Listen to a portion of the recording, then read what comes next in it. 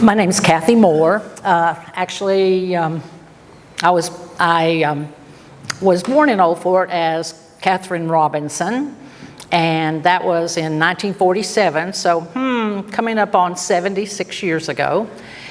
And my family came, prior to that, they came in 1945. My grandfather and his family moved here in mid-1945. So that pretty much says when my family came. So Alvin, when was it that your family came? It was in the early 1700s. John Lytle was born Summers on the Lytle estate here in the Old Fort area in 1752. Wow. And we don't completely know right where the old home place is at. There's a couple of old home sites that I have been told that could possibly be the original home site. So that's out on Crooked Creek, That's though? out on the Crooked Creek section. Mm-hmm. How big does that area, the Crooked Creek area, expand to? I have been told that there is a person holding the land, the original land grant from the King of England for 2,000 acres south of Old Fort. I have not seen it myself. Wow. And then, I know off camera you were mentioning that your family originally came out here as like peacekeepers. They was with one of the U.S. or Army groups as peacekeepers, Indian warfare peacekeepers, and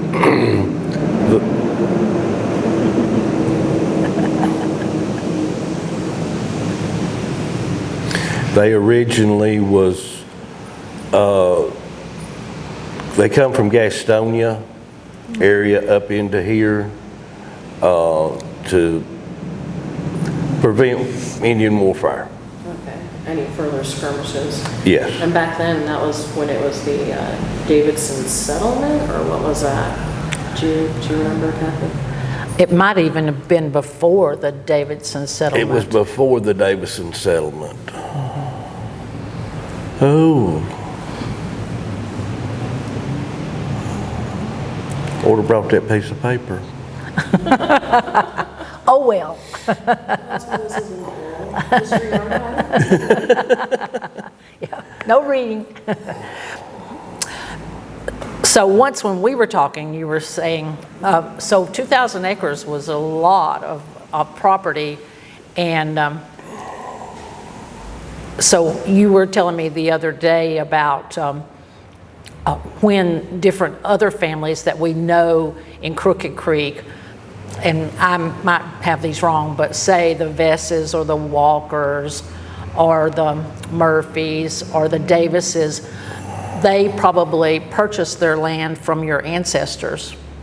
I'm gonna say more than likely, or from someone that the ancestors sold property to, like that. I do have a copy of the history of Crooked Creek, of when families come in and where they lived at, kind of what they done for their living, and where different sites was at in that area. Oh, that would be interesting. We could leverage off of that and maybe get other families to come and kind of put the puzzle together as to possibly who came and purchased land from the Lytles, 2000, and what years they came. That would be interesting. And so they came as what we're calling peacemakers, but were they also farmers? They was also farmers. That's the reason they got the land grant, was for farming. Okay.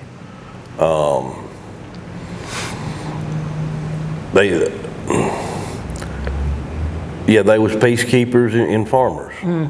Well, and now people will say, oh, they make their living by farming, or they do farming for a hobby. But even in 45, when my grandfather came, he had an occupation. He ran that country store down that's called McPeter's store. But all families, even in the 1945, and they came from Yancey County, but all families in that county, and when he came here, you raised corn for your animals, like your horses and your cows. You raised pigs for your own food. You had chickens for both meat and eggs, and you had a very big garden, and pretty much, other than like coffee and sugar and maybe flour, you pretty much raised what you ate. And that was probably true of your ancestors as well, right? That's true. What I'm sniggering about, my grandfather on my mother's side, shortly after he was married, Grandma gave him a grocery list. And he come to town and he bought a quarter's worth of grits. A quarter's worth of grits? A quarter worth of grits is what he told the salesman at the store he wanted. He wound up with a 55-pound sack of grits. Oh my for a gosh. quarter. Yeah, and like you said, the sugar, if you didn't have a mill close by where you could get your grain ground, then flour, corn, and coffee, that was the biggest thing as they come in salt. Mm-hmm. They come to yes. town for. Amazing.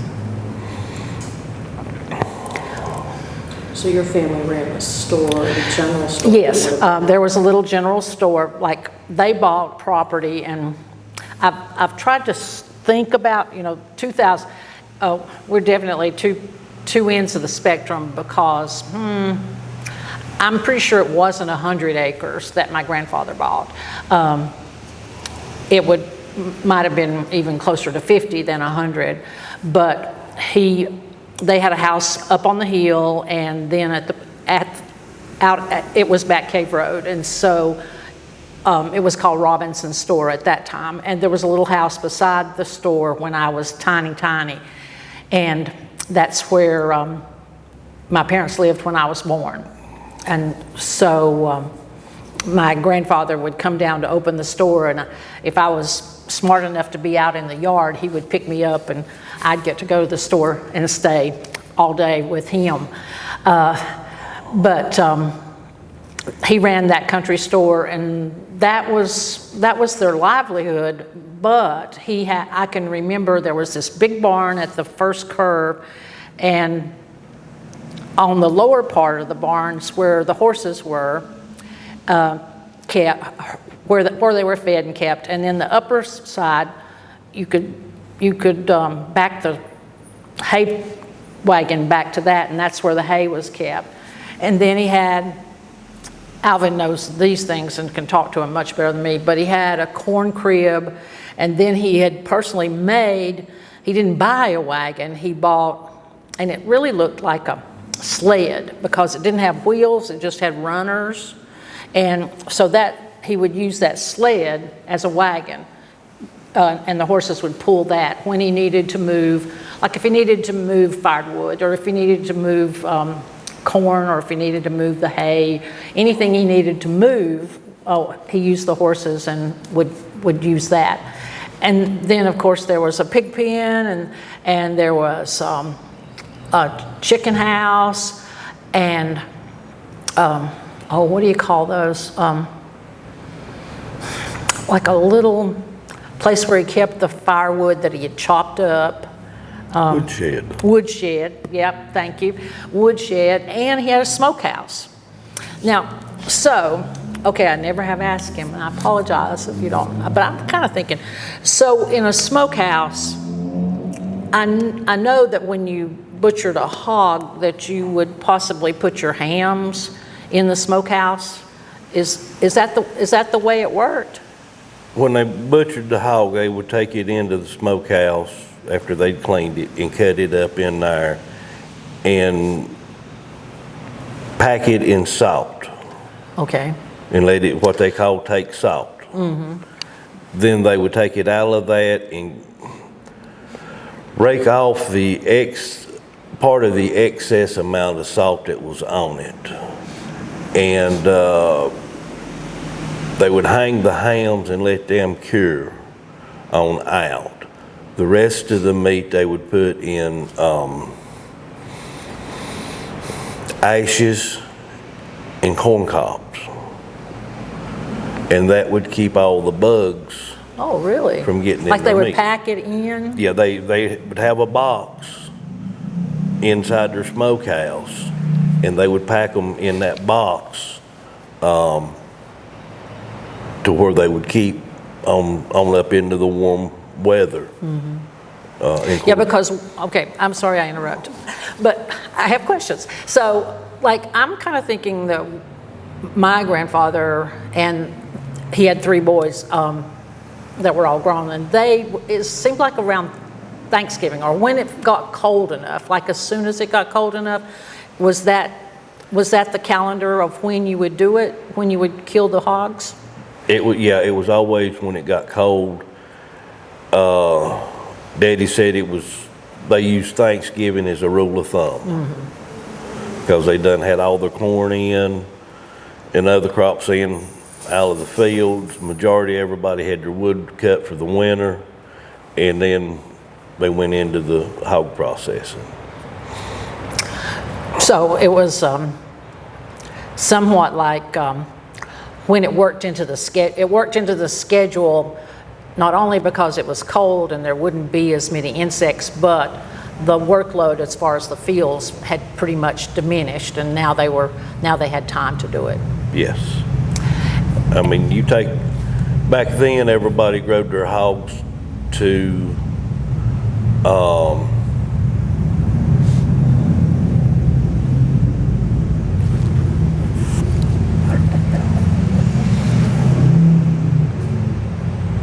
to 350, 300, 350. Some people even grow them up to 400 pounds. Wow.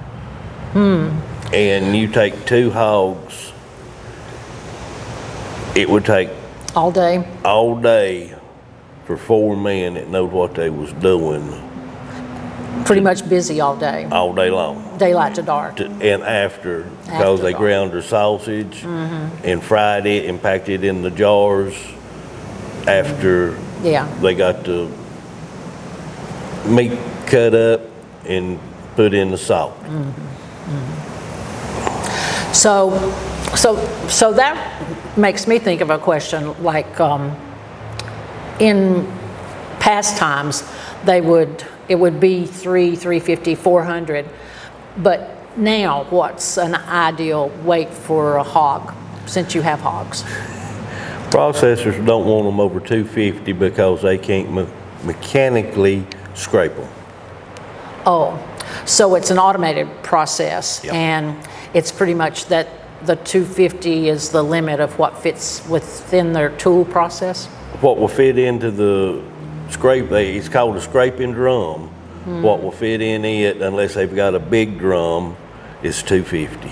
250. You get past 350 and they skin them. Oh, So okay. it went from like a community or family process to a fully automated one with weight limits. Yes.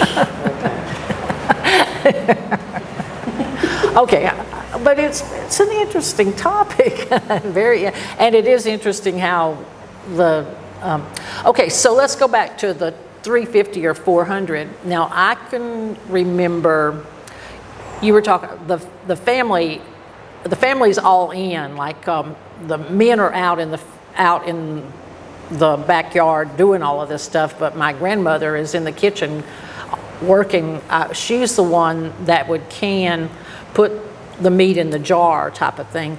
But, okay, I'm going to say a term that you know better than me, but it seems like she rendered lard. Yes.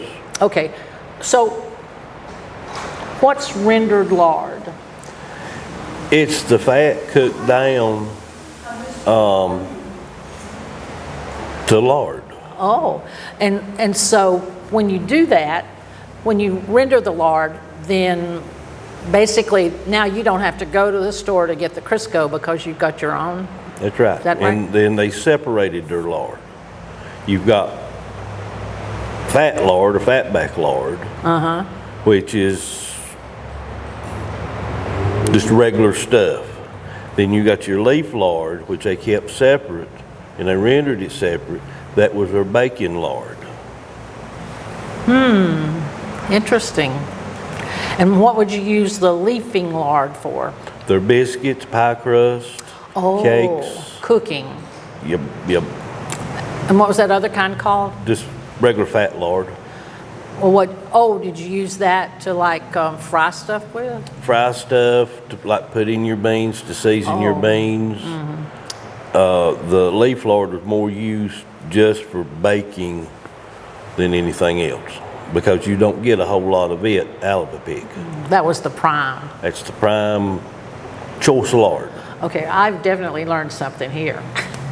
So can we break? Oh my gosh. Okay, so what my family had a garden. I was telling somebody the other day, I don't really think it was, but it seemed as a child, it seemed like it was 3 acres, and 3 acres is a long way to the end of the row when you're a 7-year-old and you have to hoe to the end of the row. But Dad would come home from work and we would eat what we called supper.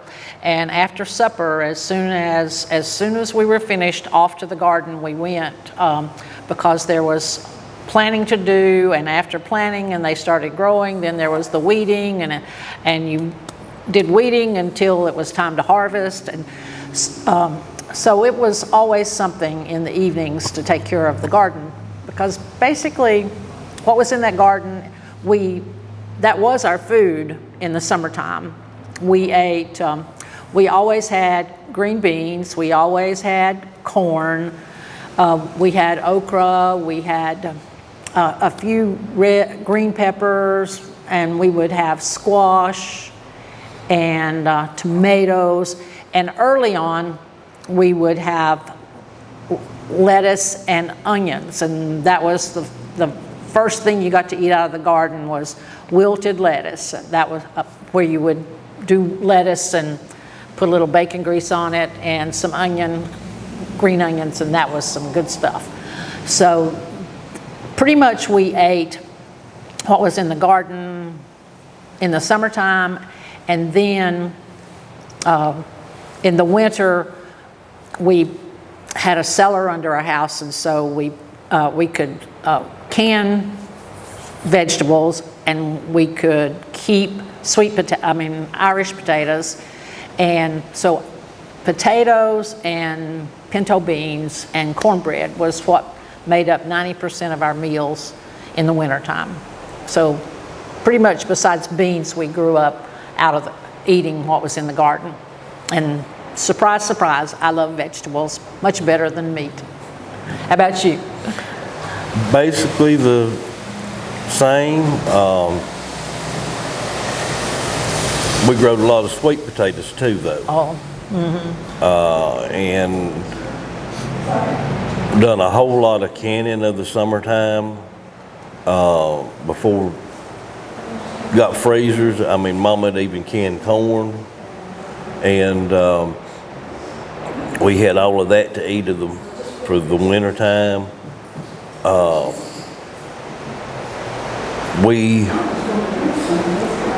The first greens that we would have in the spring would be poke salad, then branch lettuce and rounds. Oh. We had one place out there on the property that would grow rounds. Oh. We never had those. Well, I had them until somebody come through about 10 years ago that knew what they was. Oh, no. And they dug them all. But as far as the food, it was basically the same thing. We ate a lot of dried beans too, the wintertime. Yeah. Well, that was pretty cheap. I mean, we did not have very much money we had no money to waste, and so beans and cornbread was pretty filling and did not cost too much. Yes. And you could get anything and all of that here in 04. That's right.